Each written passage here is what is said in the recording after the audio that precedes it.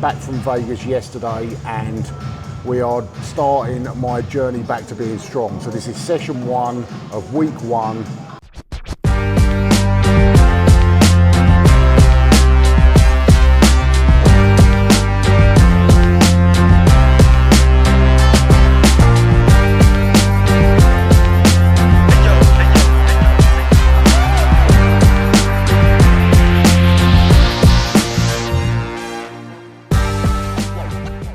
Let's start with some dynamic effort Viking press with some bands, just really focusing on getting that lockout good.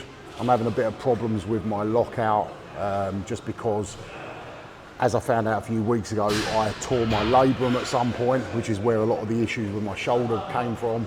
So I'm doing that, really focusing on the lockout and holding that lockout, making sure that there's no issue there. Log press we're then going to work into, it's 4 sets, 6 to 8 reps. The 4th set is to within the rep of failure though, so maybe it might be a bit more than 8 depending on how things are feeling. Obviously I might be fatigued by that point. I am still a bit jet lagged, but yeah, so we're going to work up to that. Then move into some incline bench. Don't know if I'm going to do it with a barbell or dumbbells yet, but we'll decide from there. Pendlay rows, which I do that as part of my upper body, so I do push and pull in one workout. And obviously I think Pendlay rows are a great exercise for strength building, overall body strength, as well as working your upper back and lats. We'll do some floor press, always add in the lateral raises because they don't get a lot of work from pressing movements. So it's good to keep those side delts strong as well. And then on top of that, we'll finish off with some planks for max time. So that's pretty much where I'm at. Like I said, nothing too crazy this first session. This is just the beginning. Don't know exactly where I'm at. I've got a rough idea of where my numbers are, and I've got a long way to go to get back, but hopefully it should progress nicely. So anyway, this is session 1 of week 1 of my journey back to potentially competing in strongman again.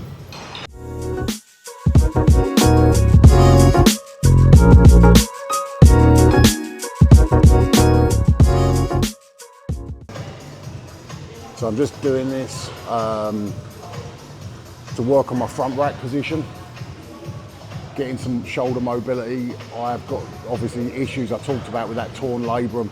I've got no stability and no flexibility in my right shoulder, so I'm just working on that.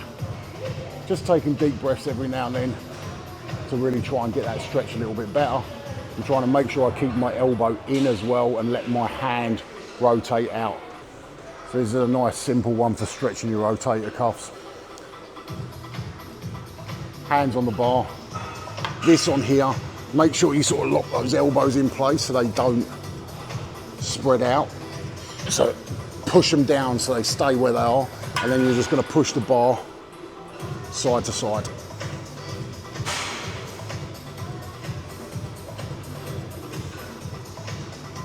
Now, if you're flexible, you should be able to get it a lot further than me, but it's a work in progress. Over the back of my head, and what I'm trying to do is force my shoulders down. Again, I am so immobile on this sort of thing. My flexibility is horrendous. So you'll probably be a lot more flexible than me, but this is still well worth doing.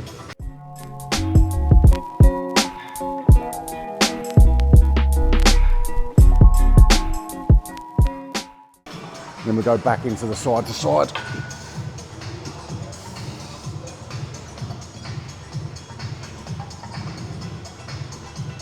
So all of this is to, when you're pushing the log, to stop my elbows flaring out, so everything pushes in a straight line. Obviously, you're a lot stronger pushing things in straight lines than you are with things moving out of line. If you can get everything moving in a good straight direction, you're going to be a lot stronger. You're not going to be leaking power by your elbows flaring out and stuff. So that's kind of what the process is of what I'm doing at the moment.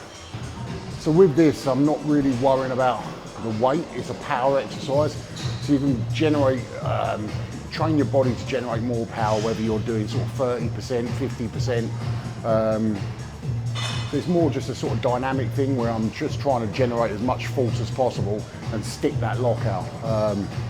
Like I said, I'm having a tendency at the moment where it's sort of bouncing out the lockout a little bit just because I haven't got that stability from the labrum tear. But obviously it's just a case of working on it, building it up and going from there. I'm more just focusing on being nice and snappy and powerful rather than, I don't want any of my reps to be like ground out in any way. It should be just from here, from like rack position to lockout, just in one explosive movement with no slowing down through it.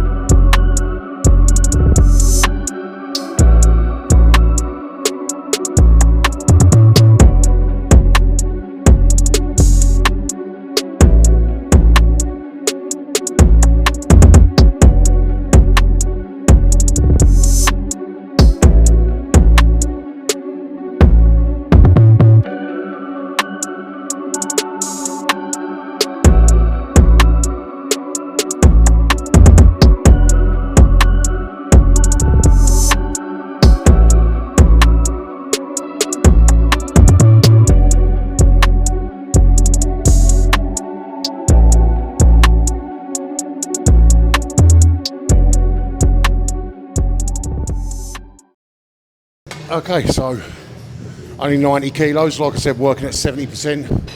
Fourth set that was. And yeah, just more rusty than anything. The pressing power feels good. It's just the stability. I had to stop, I think it was on the 6th or 7th rep, because I felt like I'd really rocked back on my heels. Yeah, like I said, it's just rustiness more than anything. Shoulder strength feels okay. Just everything else feels bad. So we've got a long way to go, like I said at the beginning, but this is the starting point. So let's see where we're at in 12 weeks' time. So again, we're not going heavy. I've got 3 sets of 8 to 12. This is the first set. Have no idea how it's going to feel. Obviously, done quite a lot of volume on the log, so we'll see where we're at. Only 100 kilos, but I'm hoping I can get 3 sets of 12, and then I know that I'm good enough to push the weight up. And that's how I do progressive overload, where if my range is 3 sets of 8 to 12, I pick a weight that's a hard set of 12, then try and match it, and then once I can hit all 3 sets of 12, then the following week I push the weight up. But it's that's the way I like to do it anyway. So normally, if the first set of 12 is hard, the next 2 sets would fall in that 8 to 12 range. And then obviously I just keep the weight the same, and then each week try and better the reps on set 2 and 3. And then once I can get 12 on all 3 sets, then I know I'm good to push the weight up. That's kind of what I do at the beginning of my blocks. So at the moment I'm in a high volume block for 4 weeks. So it'll be slightly higher volume. It will decrease over the 4 weeks. So I'm sort of doing like a wave loading where the weight goes up, or the percentage of maxes goes up, and the intensity drops throughout the first block, and then the next block it steps back down again, but not quite as low as it went before. So I'm starting at 70%, the next block will start at 80%. And that's pretty much how I like to do my programming. So it's kind of like a wave loading, but also I do like a blended method, which I don't want to bore you with too much information like while I'm training, but a blended method is where you do like upper body, lower body, and you'll do like a deadlift and a squat. So it might be a deadlift and a front squat, and then on the other lower body session it'd be a squat and a Romanian deadlift, so some sort of hinge movement. So I get both in each session, and the same with the upper body. I do chest and shoulders, although as a strongman the primary focus is on shoulders. There's chest and shoulders in both workouts, and the same on the lower body. There's sort of quad focused one with some hamstrings, glutes and posterior chain, and then the other one is posterior chain with some quads and stuff thrown in as well. So I'm hitting everything more than once a week, because frequency of exercise is actually very beneficial as well. So I try and hit everything twice a week if I can.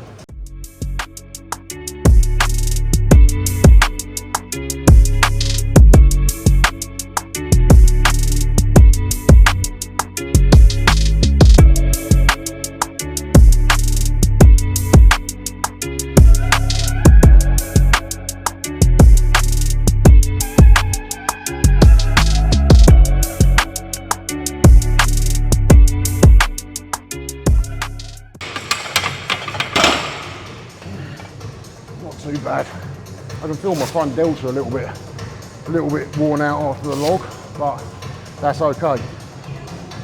So with this exercise, I'm not really using it at the moment as a strength exercise. I'm using it more as a hypertrophy movement. So it's more about the volume, muscle building. So that's what this block's all about. I use the log or the whatever movement is my sort of primary movement in the workout, whether it be deadlift, squat, log, axle, whatever I'm doing. Kind of that's the strength movement, and then everything else is just accumulating volume throughout the session. Then when we move into the next block, I will start to use something like this more as a strength movement, so the rep ranges will drop and they'll go into like 5 to 8 reps. So Vanilla is deadlifting, doing sumo deadlifts for the first time in 8 years and smashing out massive reps with 110.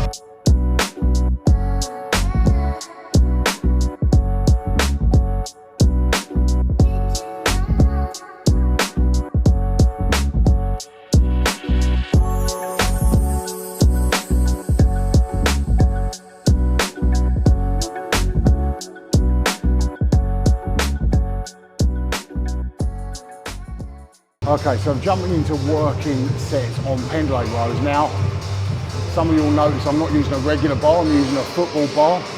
The reason being, I talked a little bit about it in a video previously. I'm trying to work on things that will benefit me in terms of strongman. Now, if you think about picking up a sandbag off the floor, that first initial bit is essentially like a Pendlay row. You're going to sort of pull off the floor and catch. So it's a bit like a Pendlay row, that first bit of the movement.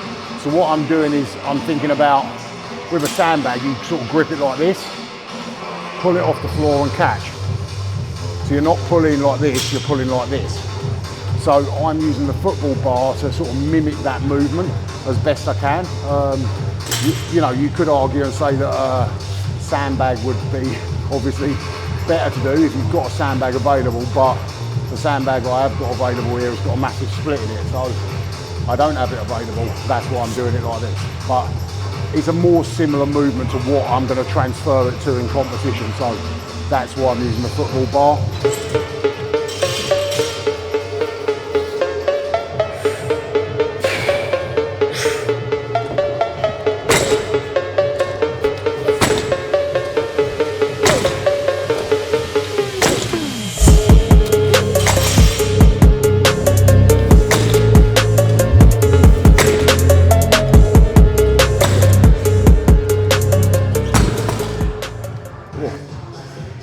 So lateral raises next. Now I sort of talk a lot about it where your side delts don't get a lot of work from doing compound movements. So some people might say, well, what's the point in doing them then? If they're not being used on those movements, then what's the point in training your side delts if you're purely training for strength? Now, the simple answer is imbalances in areas cause weakness, which then can cause injury. So although you're not using those side delts that much when it comes to like pressing movements, if you've got a weakness there, it's going to cause a lot of imbalance. As you see a lot of people that lift heavy weights and press heavy weights, they end up very like rotated forwards because they've got nothing on the side and the back, or not as much. So they end up rotated forwards and end up with a lot of shoulder issues because of it. Traps get overloaded all the time, postural problems, a lot of aches and pains because they've got weakness in areas that are not getting worked. So it's really important movements to sort of focus on. If you're training mainly compound movements for strength, always put in some lateral raises, some rear delt flies if you're not doing a lot of rowing movements. Some nice wide grip rows would hit those rear delts, but I would recommend doing some rear delt flies or some face pulls, something similar. So side delts, rear delts. Your lats don't actually get a lot of work from doing compound movements either.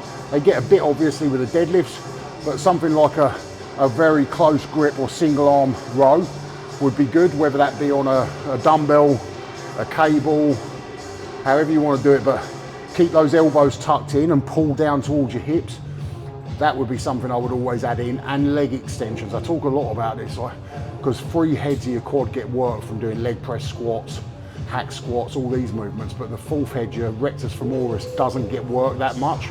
And again, an imbalance within those sort of muscles, they all work in combination. So if one's lagging behind, which it would be if you didn't ever do any leg extension type movement, you could get an injury. So they're more for injury prevention, so it's worth doing them. You don't have to go heavy, use them more as a sort of muscle building movement. So like 8 to 12 reps, you could even go 10 to 15 reps. As long as you're going close to failure on those movements, it will build the muscle and it will stop the imbalances within those areas.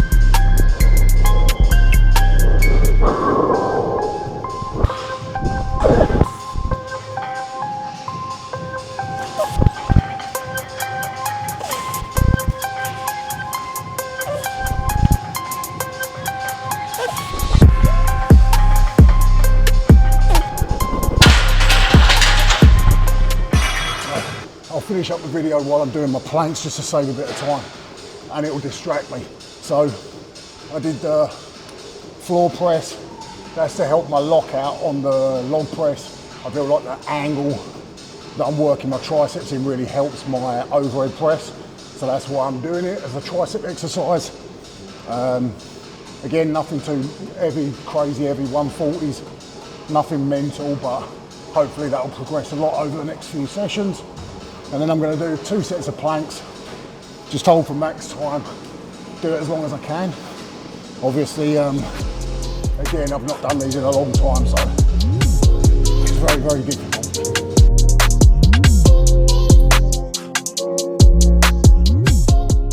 First one, a lot of volume, a lot of reps. We got through it in one piece, feel good. And yeah, I'm going to continue to do this moving forward, try and take some of you on the journey. Hopefully by the end of this year we'll be at least respectable in terms of the numbers I'm lifting, and then we'll see where we go from there. I've got an idea in my head of what I want to do. I'm not going to put it out there just yet because I don't know it's possible, but I know what I want to do and I'm working towards that, so we'll see what happens. But if you enjoyed the video, obviously like, subscribe. If you didn't like it, that's fine too. If there's anything you'd rather me do in the videos or things you'd like me to talk about, pop them in the comments. And if anyone's got any suggestions of things they'd like to see, like even if it's something away from strongman, let me know, pop them in the comments, and I'll try and sort of obviously provide the videos that people want to see. So thanks for watching.